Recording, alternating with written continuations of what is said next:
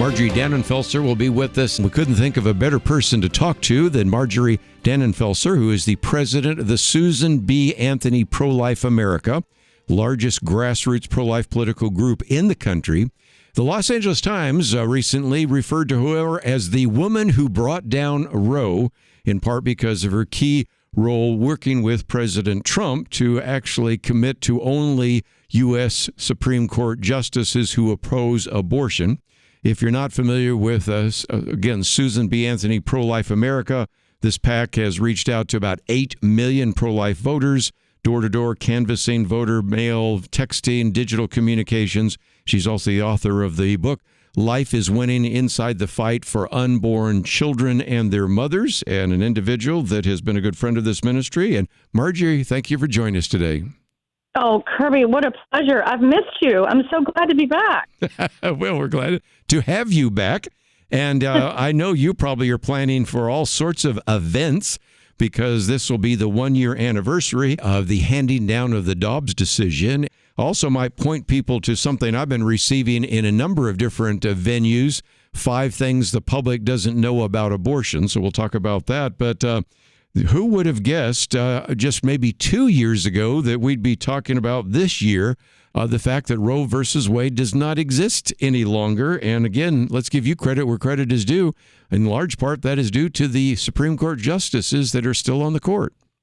Well, you well know, we've known each other a long time, that what God does with people whose hearts are inclined towards life and uses everybody's talent. And just think of all of the people who marched and were down on their knees and lobbying and praying all these decades to culminate in this point where we're really at the starting line. Now we get to begin. Now we get to roll up our sleeves, pass laws that save lives, serve women in ways that they deserve and their hearts yearn. So it's a beautiful moment. And, you know, we talked about this in the past many times when we didn't know what was going to happen ahead, but we knew what you do is you plan for victory. You don't plan for it decades away. You work towards what the soonest that you can possibly win so you can save the most lives possible. What is it that Yoda says? Try not, succeed. It's not about trying. It's about like going for the goal, and figuring out the narrow path to winning that in combination with the Holy Spirit and good people can prevail. So this should be such a point of encouragement and hope to people who are looking for that in our culture, who don't see it very often. And all things are possible with God. Nothing is impossible with him. So, all right, here we are at the beginning, at the start, you know, and in 1 year, 24 states have passed strong pro-life protections. Almost half the country has acted. And you won't hear that in the liberal media, but that is an incredible thing to behold. And you know very well, Kerby, what the other side is doing. They're moving in to take all those wins away by trying to, in an attempt to change constitutions in all those states. And also, on the federal level, they've got a bill that they would gladly eliminate the filibuster to pass, which would knock down every single one of those laws. It would not allow any limit on abortion in any state in the country. So a lot of hope. And then also, wow, the demons have been set loose. And we've all felt that. I think we've really seen it, too, because you said 24 states passed pro-life laws, different kinds. But then you also have, I think what your organization referred to as Big Abortion has launched a scorched earth war to make abortion legal everywhere. So the battle lines are drawn. And again, I want to be encouraging about some of these laws and the fact that living in this post-Roe world is going to be even more important for pregnancy centers and pro-life groups. But let's talk about that scorched earth kind of philosophy, because not only are they trying to fight in the courts, there has been and there are more examples of violence against churches and pro-life organizations than ever before. Yes, pro-life churches, pro-life organizations, pregnancy centers, using the FBI to go in and invade a father's home with all his family there. You're charging him with coordinating to obstruct abortion, just using, and then just the crazy people that go online and abuse others online, and the social media magnates who allow them to do it. It is just the evil and the hate has been unleashed, and it is so palpable. Hopefully everyone doesn't see it in their day-to-day life, but I can tell you, if you're a pregnancy care center director who's running a small one with not a lot of money or a large one with a lot of money, you have to be thinking about this and your protection. It's like one more just test. Do you really mean this? Do you really think that each child's life is that precious? Do you really think that each abortion is the death of a person intended for this world or not? Do you really want to serve these women who are looking for answers other than the darkness and despair of abortion or not? And the other side wants us to doubt and to flinch and to falter at the starting line. But one thing, we won't. Well, I certainly know that. And again, do believe all those things. Let's mention, too, that we do have a link to sbaprolife.org. Of course, you don't have to remember all that because we have the link there as well. There is a wonderful video, and I want to give everybody the assignment to watch the video. It's only 3 minutes long, and it really talks about your strategy. And for some people, since you reminded me, we haven't had you on recently. We have picked up more radio stations. There's some people that might say, I don't really know much about the Susan B. Anthony pro-life organization. Can you kind of give us a little bit of history, background, and strategy for just a moment? Yes. Well, it started in my living room 30 years ago with pretty much nothing. And because of good people coming along, it grew and grew. And our role has been to leverage the strength of the pro-life movement, the massive pro-life movement, into elections so that we can elect people who will pass laws that will save lives and then ultimately end abortion in our country. But of course, Roe v. Wade was such an enormous obstacle, and the only way to get rid of Roe v. Wade was through the tools of democracy that our founders gave us, and that's called the political process, which many people stay away from, but without which we would not be in this moment that we're in. So that's really what we do. We also have a strong affinity and a strong commitment to electing pro-life women to public office. Along with our men, have beautiful and complementary ways of communicating this issue that is so obviously intimate to women. And again, just a great outreach that you have and an organization I would encourage you to support. And let's say we can talk about some of the positives. We did talk about the 24 states that have passed pro-life laws, and we were just recently, of course, talking about Florida because the governor who now running for president has had that, in Texas. But you have a number of states now that have actually invested, I think it'd be fair to say, millions of dollars, actually of tax money, that provide things like free ultrasounds and medical exams and clothing and diapers and things of that nature. So that's another really dramatic change that has taken place in this last year.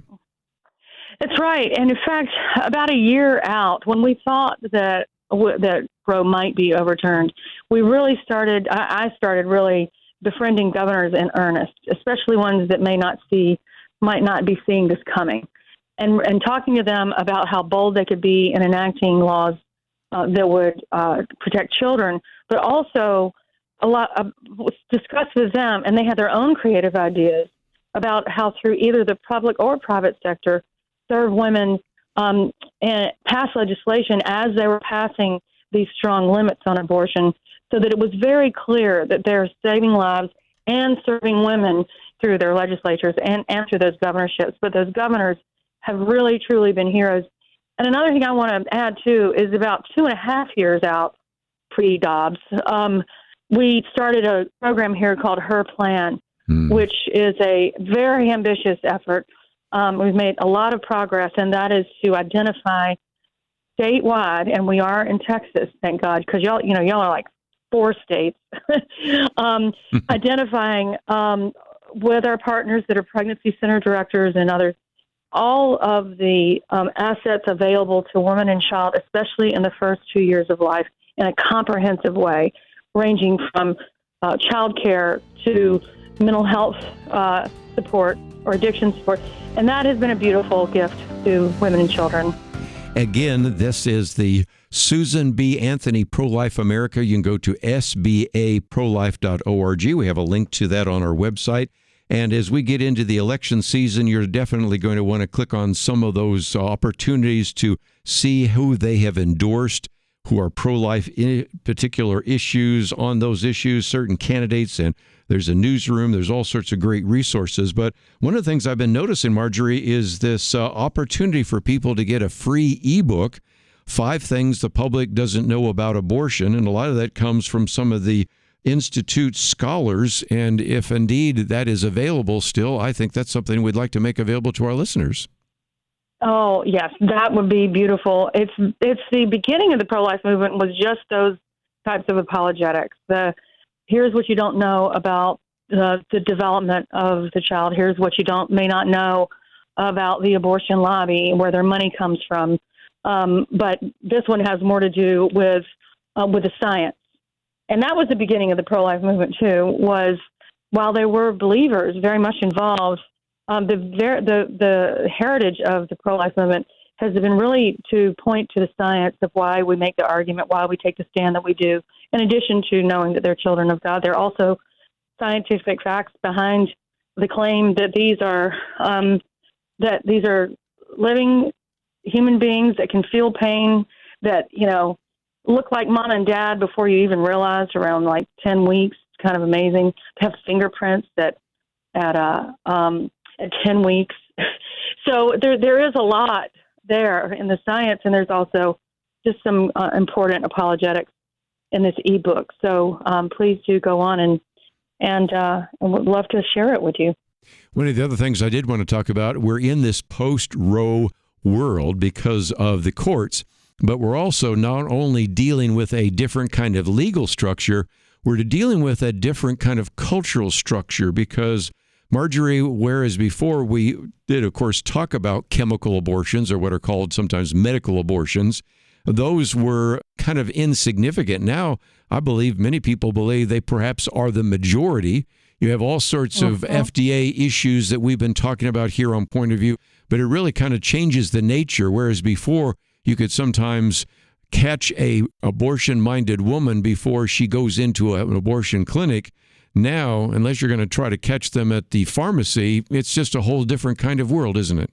Oh, it is. It's turned post offices into facilitators of abortion because they're mailed through the mail. They're put in the mail. They could come from anywhere. They can come from Mexico, sometimes in unlabeled bottles. There's nothing that the FDA has taken a completely hands-off approach, taken away certain provisions that were at least for the very safety of women, and with the knowledge that this is a CLI or Charlotte Lozier Institute study that trips to the emergency room based on the abortion pill are up 500%. Yes. 5 times more are going to the ER based on that over other types of abortion, of surgical abortion. And the only thing that has to be reported to the FDA is death, not hemorrhaging. No other things have to be reported to the FDA except for her death. So they don't have any idea. They don't want to know, because if they know anything, they're going to have to do something about it. It is really a crime, and it actually is something that should be what Planned Parenthood and we ought to be on common ground on this. We ought to at least be fighting for the life of that woman and caring for her in a way that she deserves. But they're so much more committed to the institution of abortion than they are than the welfare of women, that it's abortion, abortion, abortion, and then we'll deal with you later, you and your problems later. If you had those pills distributed for anything else other than abortion, this would be a major news story, and it would be action almost immediately, and just illustrates again how this issue of abortion just clouds everybody's thinking. But I'm almost out of time, so I wanted to give some people a chance to know, how can we get involved with what you're doing?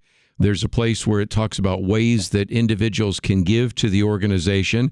There are some real good resources which are available so that you can know where various candidates stand on some of these issues of life. Right now, of course, you have the one having to do with a statewide office in the state of Kentucky, but all sorts of others are going to unfold pretty quickly because we're going to be into the primary season.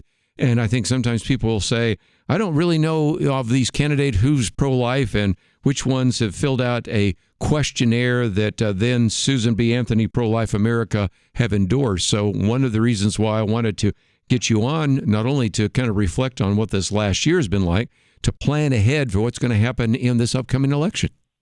Yeah, I mean, since this is basically the beginning of an entirely new pro-life movement, there are unique tasks that have to be attended to.